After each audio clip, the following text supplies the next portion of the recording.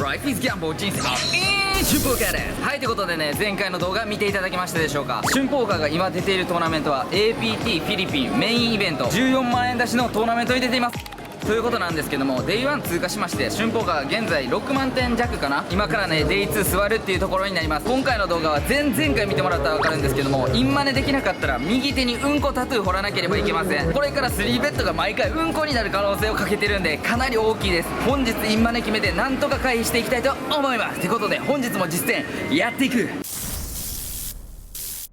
ということで始まりました APT メインイベント Day2 うんこタトゥーをかけたこの熱き戦いに刮目せよ。 Day1 は順調にスタックを増やせましたが Day2 はどうなるのかというところで、このハンドジャックナインオフスーツ BB から。ちなみにジャックナインで思い出しましたが、春ポーカーのあそこはジャックナイフとも呼ばれています。切れ味鋭いもんでお前ら気をつけろ。こちらのハンドですが BB というポジションにおいてオープンに対して広めにディフェンスしていきたいハンドかなっていう風に思います。というところでボタンのプレイヤーからレイズ2000点食らいました。 2.5BB オープンとやや大きめのオープンサイズではありますが、ボタンからのオープンということで広めのハンドレンジが予想されます。 BB からジャックナインオフスーツは十分コールできるだろうということで、春ポーカーはここでコールを選択。現在ブラインドは 400、800BB アンティ 800APT メインイベント Day2 のファーストブラインドとなっています。1ブラインド1時間というかなりのロングストラクチャーイベントなので、春ポーカーしっかりとポーカーの実力を試せるよということで、フロップは10デュース3のオールハートのボード。春ポーカー自身ハートのフラッシュドローがつきました。悪くないボードではありますが、現在ジャックハイということで一旦チェックで回します。ボードにおける一番のハイカードの10の周りを押さえているため、ブラフにも適しているカードかなっていう風に思います。というところでボタンのプレイヤーからベッド1500点が飛んできました。これはポット5200点に対してかなり安いベッドと言えます。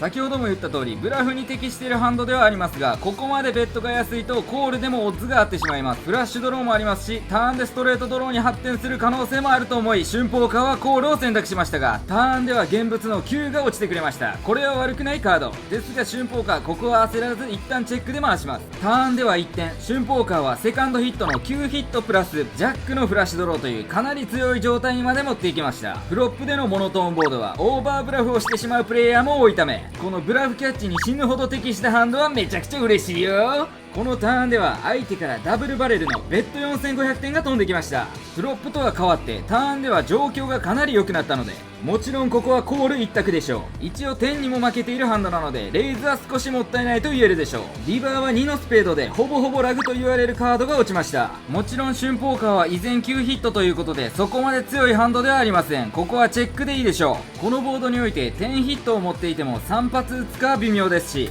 リバーは高頻度でブラフキャッチに回したいなという風に春ポーカーは思っています。フロップで相手がフラッシュを完成していた場合には春ポーカーはもちろん負けているんですが、そこに対してはジャックハートのブロッカーを持っています。相手がジャックス以上のポケットペアだったり10ヒットのキッカーが強いところを持っていれば3発打ってくることもありますが、いずれも強めのハートを持っていない限りはフロップ安めの CB にはならないと思っていましたが、ここで相手から高めのベッド17200点のポットに対してベッド12000点が飛んできました。相手が点持ちの場合、ここまで大きいサイズをリバーのバリューベッドに含めるかということがまず疑問でした。ここまでリバー大きいのを打てるバリューハンドとしてはジャックス以上のハート持ちぐらいかなっていう風に思いました。もしくはセット系のフルハウスでフラッシュに対してバリューを取りに行っている場合、もうここら辺に対してはしょうがないかなっていう思いもありますし、このボードはエースハートさえ持っていればブラフ型になりやすいプレイヤーが多いなっていう印象が春ポーカーあります。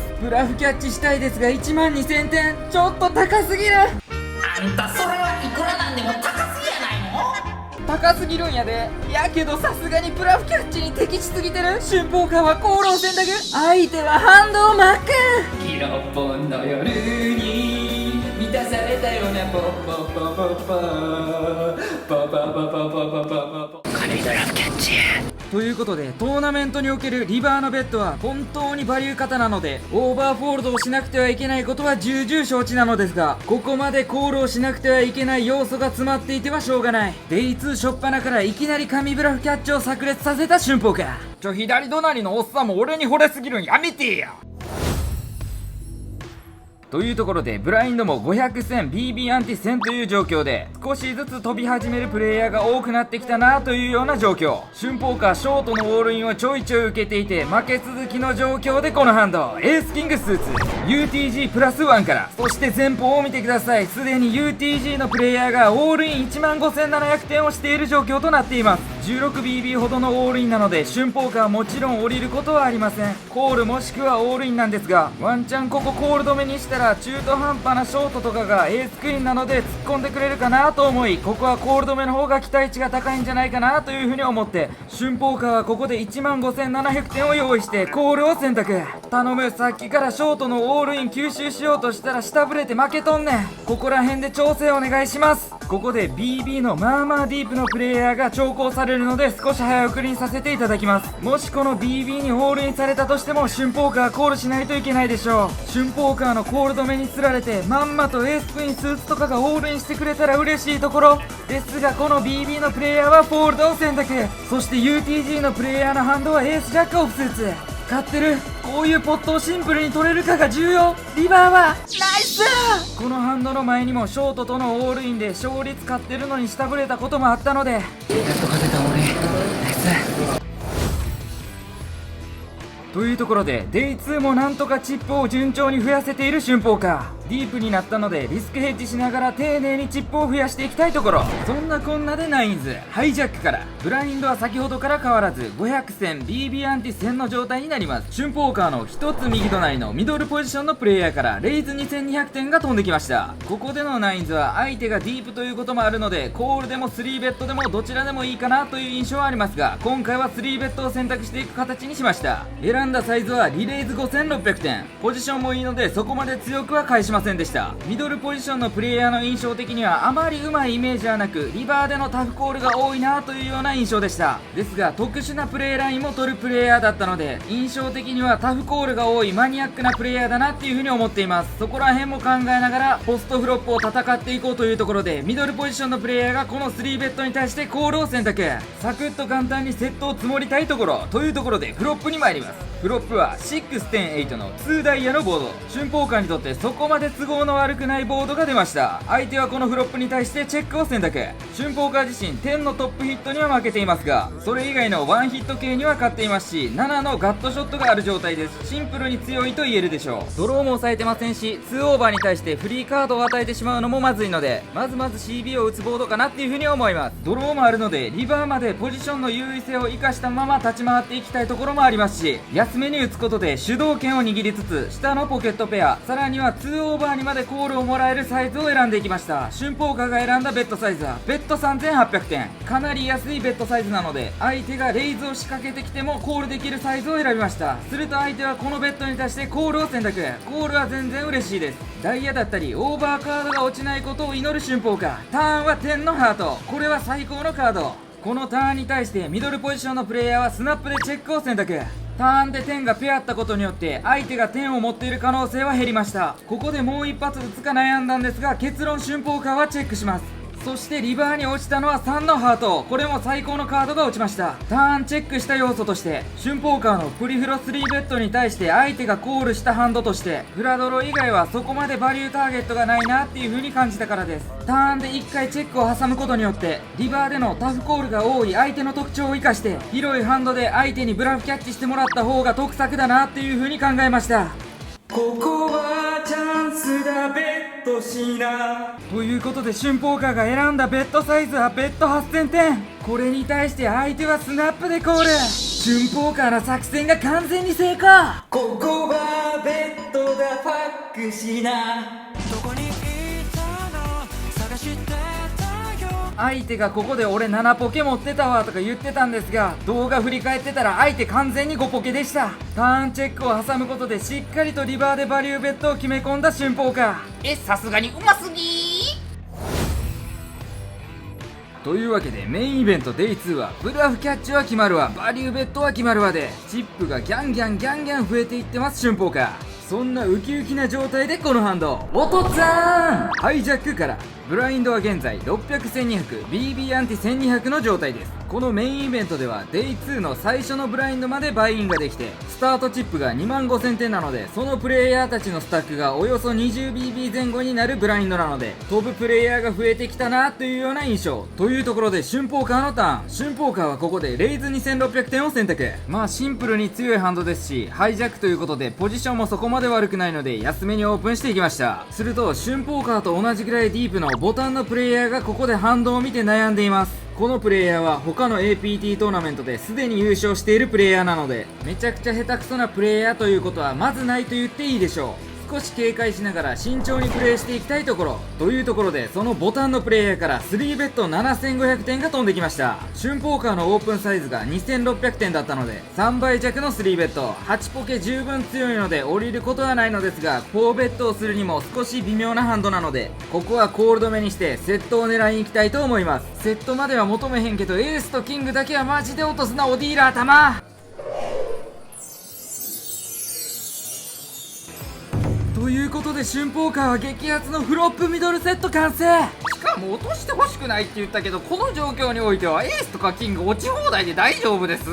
ということでシュンポーカーはここで一旦チェックを選択。このボードにおいては高確率で CB をもらうことができるので、ドンクでクイーンズ以下などのペアに対して無駄に下ろしてしまってはもったいないので、ここは焦りません。相手のベッドを待ってベッドサイズによってはコールもしくはレイズを選んでいこうと思っています。するとまんまとボタンのプレイヤーから CB5300 点が飛んできました。18000点のポットに対して5300点のベッドなので、かなり安いベッドと言っていいでしょう。これに対してはフラッシュドローにおけるハートをシュンポーカー自身がブロックしていないため、シンプルにチェックレイズを選択していこうかなっていう風に思っています。ここでチェックレイズする理由としては、相手がフラッシュドローだった場合ももちろん怖いんですが、相手がフラッシュではなかったとしてもターンなどでハートが落ちてしまうと、相手もフラッシュにビビってしまって、エースキングやキングクイーンなど強いハンドに対してバリューを取り逃してしまう恐れがあるからです。なのでここでシュンポーカーはシンプルにチェックレイズを返していきましたが、ここで選んだサイズが少しトリッキーとなっています。少し安めにレイズを返すことで、キングヒットやフラッシュドローはもちろん、クイーンズ以下のポケットペアだったり、強めなエースハイさえコールしたくなるような額を選んでいきました。3ベッドポットということもあるので、もちろんコールされたらキングヒットが本戦なので、ターンからはがっつりキングヒットめがけてバリューを取る作戦にしようと思っています。この安めのチェックレイズに対して相手はかなり悩んでいましたが、ここでコールを選択。まんまとシュンポーカーの作戦が成功。するとターンはエースのスペード。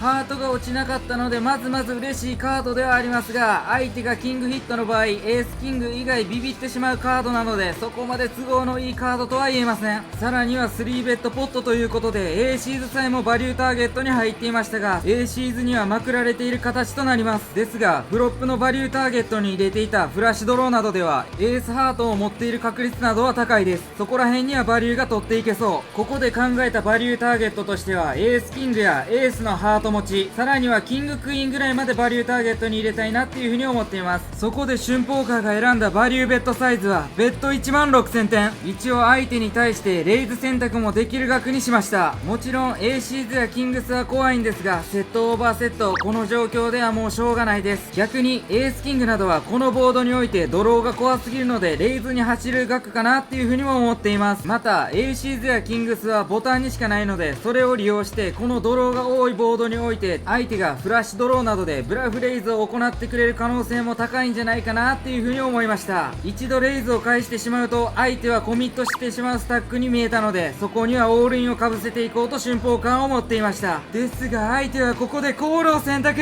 お前ドローなんかマジでハートだけやめて。なんでよこのボードは危険だ。なぜここに来た。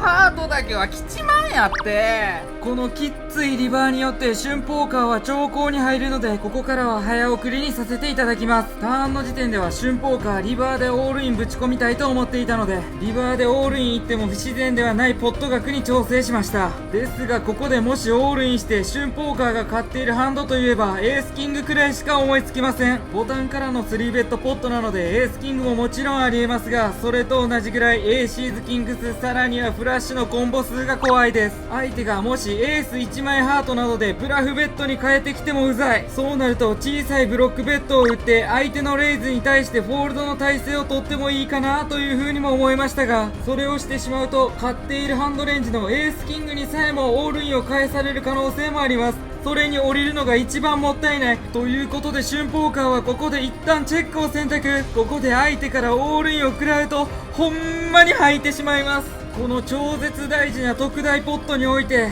春ポーカーが強いアクションをしているからこそ、ここでリバー相手のオールインがブラフだとはなかなか思えないからです。ですが春ポーカーが持っているハンドはセット、トップ2ペアにも勝っています。フロップ、トリッキーなチェックレイズサイズを選んだからこそ、このように難しいシチュエーションも訪れます。春ポーカーはゲロを吐きそうになりながらも相手のアクションを待ってます。もうチェックでいい、もうチェックでいいからポット取らしてくださいよ。7万2000点。すると相手はここでチップを取り出してベッド1万3000点。助かったオールインやったらマジで死んでた。これはさすがにポットに対して安すぎる。エースキングもあるだろうということで春ポーカーはコール。相手の反応はエース点オフセット。黒の糸を利用した必殺技、アイフィッシングよ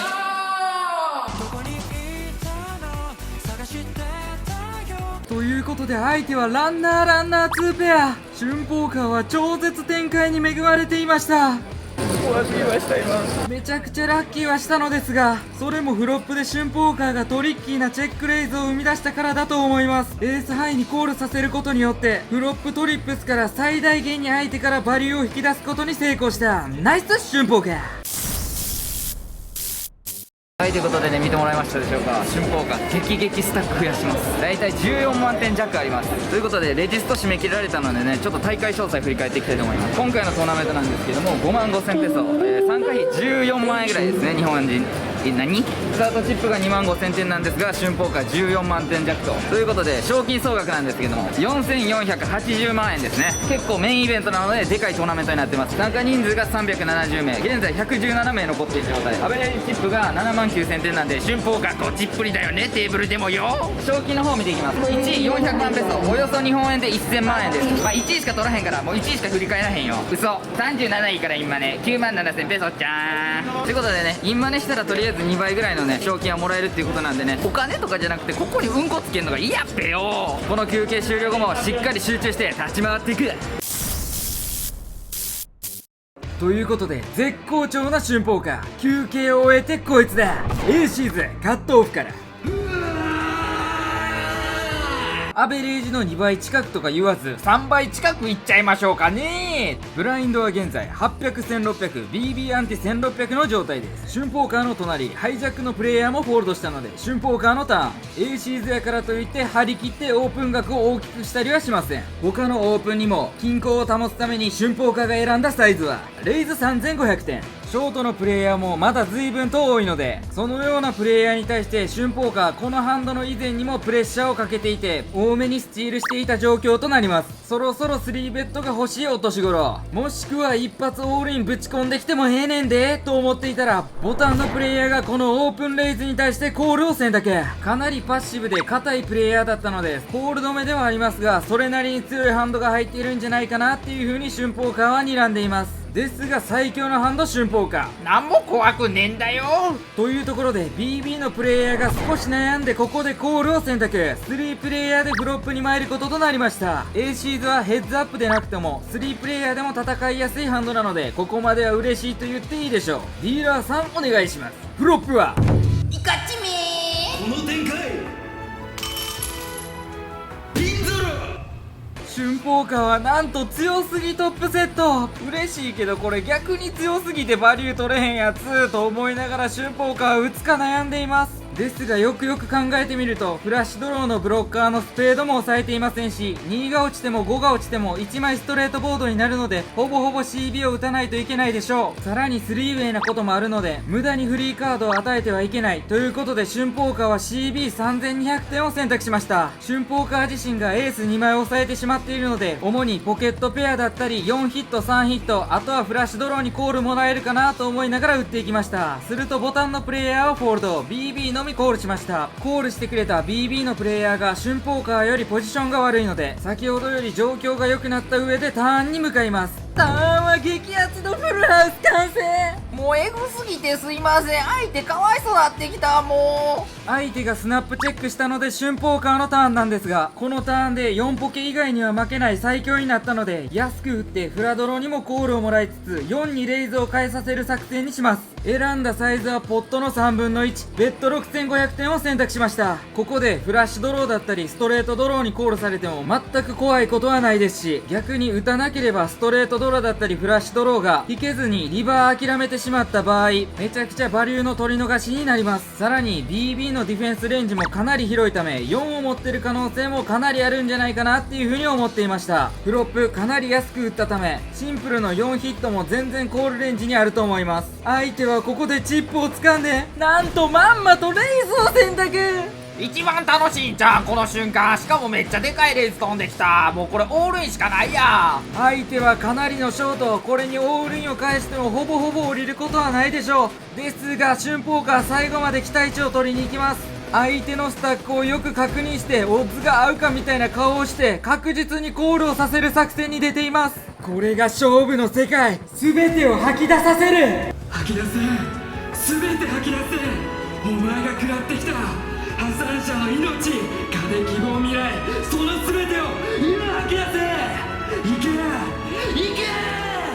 春ポーカーはここで最強のオールイン選択。相手はそれに対してスナップでコール。春ポーカーは AC 増昇。ここで相手は残念そうな顔をしながら24オフスーツをショー。そしてリバーはジャックのハート。やったぞ、俺はやったぞ。確かにラッキーかもしれねえ。だが結果が全て、それがギャンブルだ。ギャンブルの神様、いやポーカーの神様に感謝。でもやっぱり一番、ママありがとう。春ポーカーニュース。たった今入ったニュースです。春ポーカーのチャンネルメンバーシップができました。春ポーカーがメインチャンネルでは投稿しなかったオンラインポーカー実践の全ハンドを見ることが可能に。お前らこれ見て上手くなりすぎだよ。海外撮影での裏側も投稿予定。バッジや絵文字など複数の特典も。お値段はなんと1万円から値引きして990円でのお届け。あくどいよね。悔しかったらメンバーだってみえ。というわけで Day2 ノリノリの春ポーカー、ありえないぐらいポットも取れますしハンドも入っています。そんな状況でこのハンド5ポケ UTG プラス1から、ブラインドは先ほどの A シーズから変わらず 800、1600、BB アンティ1600の状態です。春ポーカー自身スタックもかなりディープになってきているのでプレッシャーをかけていきたいと思い、このハンドもオープンしていきます。春ポーカーが選んだレイズサイズは3500点。ショートなら5ポケ UTG プラス1ではフォールドに回すことも多いですが、春ポーカーはなんといってもディープ、全然スチールでもありがてえよ。ちなみに Day2 のテーブル状況ですが、かなりテーブルは緩かったです。ハイローラーのトーナメントなどではトッププロに囲まれてかなり動きづらかったところもありますが、このテーブルでやりにくいなと思ったプレイヤーは1人ぐらいで、その他のプレイヤーはほとんどアマチュアのプレイヤーかなっていう風に思います。そんな状況がずっと続くわけはないので、このテーブルでできるだけチップを増やさないとなっていう風に春ポーカーは思っています。というところでボタンのプレイヤーがこのレイズに対してコールを選択。相手もまあまあなディープなのでこれは悪くないでしょう。セットさせてがっぽり取りたいところ。というところで BB のディープのプレイヤーもコール。3プレイヤーでフロップに参ることとなりました。フロップに活目せよ、クセ強ボードということでフロップはまさかのオール8ボード。 BB のプレイヤーがチェックを選択して春ポーカーのターン。まあ負けていることもあるんですが、春ポーカーフロップフルハウスで十分強いですし、2オーバーに対してフリーカードも与えたくないですし、逆に春ポーカーが CB を打って2オーバーが降りてくれてもエクイティの確保になるので、ここは CB を打つボードじゃないかなっていう風に思っています。春ポーカーよりポジションのいいボタンのプレイヤーがいることもネックなので、ここで打って BB との対決とかになったら一番嬉しいなと思いながらも、ベッド3800点を選択。ポットに対して 30% ほどの安い CB になるので、相手が2オーバーとかでも一旦レイズを返してくる可能性もあるなと思いつつ打っています。ここでボタンのプレイヤーが長考に入られるので少し早送りにさせていただいています。レイズが飛んできそうな雰囲気ですが、春ポーカー自身もフルハウスとかなり強いのでやすやすと降りてられない状況ではあります。というところでボタンのプレイヤーからレイズ8800点が飛んできました。おいかましてきてんなボタン。8800ってお前8主張か。お前8持ってるってか。そんな分かりやすいことしてんのかほんまに。なんか分かりやすい8主張でちょっと挑発的なものを感じますし、もうこれコールしたいよ。ボタンでのジャストコールなので相手が8を持っている可能性は一応あありますが、レイズ額としては安いです。先ほども言った通り、オーバーカード2枚でレイズを混ぜてくる可能性も十分あると思っていました。ポジションも負けていますが、ここですんなり降りていてはダメでしょう。ということで春ポーカーはここでコールを選択しました。クイーン、キング、エースなどの分かりやすいオーバーカードが出たら困る。ですがターンに落ちたのは天のダイヤ。一応10ナインなどでブラフレイズしてる可能性もあるので嫌ではありますが、まあ一旦チェックで回しましょうということで春ポーカーチェックすると、相手はこれにスナップでチェック。お、ワンチャン勝ってんちゃう春ポーカーと思っています。そしてリバーに落ちたのは4のクラブ。これはほぼラグと言っていいでしょう。春ポーカー的にここで打つ手段はなく、シンプルに商談を目指したいので、チェック選択で相手がもし打ってきた場合ブラフキャッチするか考えようという選択にしました。相手の印象的には若干かましがちなプレイヤーやなっていう風に思っていたので、そこも加味してプレイをしようと思っています。というところでボタンのプレイヤーからここで8500点のベッド。ポットに対してはかなり安いけど、ここほんまにコールしていいんか。あなたが今から選択するのはコールですかフォールドですか？エースとかキングが落ちたら諦めようと思っていましたが、このボードにおいてこの安ベッドはさすがに降りれないということで春ポーカーはコール。相手はハンドをマック。あなたが落としたのはこの金のものですか、それとも金のたまたまでっか？ありがとうございます。神ブラフキャッチしました。春ポーカー改めお金玉デカオです。ということで春ポーカーは神バリュー、さらには神ブラフキャッチを連発していて、このテーブルで確実にビビられています。というところでこのハンド6ポケカットオフからアンダーズガンからレイズ3500点を食らっている状態となります。先ほどの5ポケでも対戦したブラフ多めなプレイヤーからのオープンです。 UTG からのオープンということで強めのハンドが予想されますが、春ポーカー自身カットオフということで相手よりもポジションがいいですし、さらに相手のスタックがディープなため、もしセットを刺した場合ガツッと取れる可能性もあるなっていう風に思って、インポジションからならコールもありなんじゃないかなっていう風に思っています。というところで春ポーカーまで続々と降りて、勝負だ。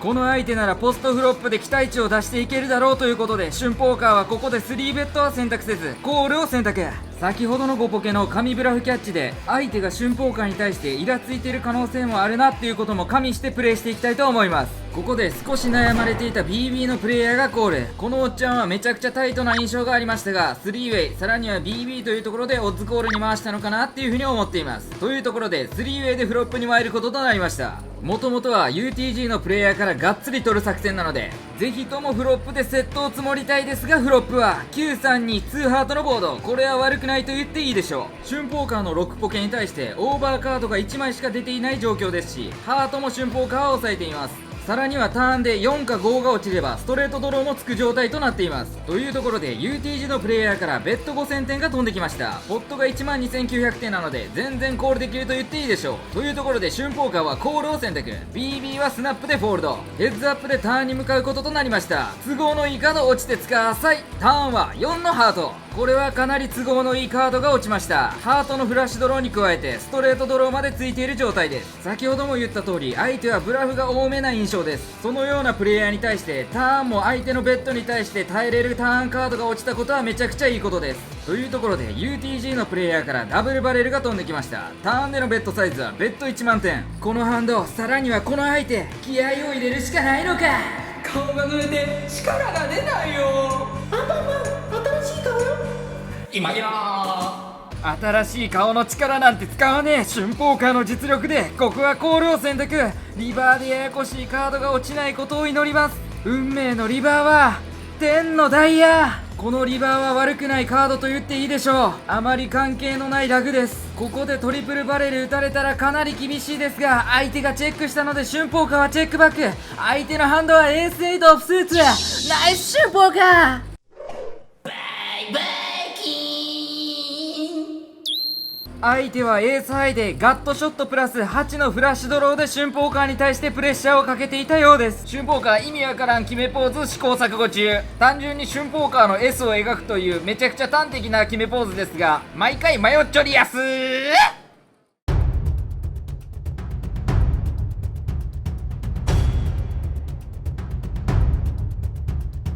春ポーカーのハンドはクイーンズ。オッケー、コールしてもいいよ。相手のハンドは何や。頼む。ジャックスであれ。やばいエースキングスーツ。お願い 50%、ここ取れ。ほんまに頼む。ネル登録促すとこやけど俺はただ踊りたいだけ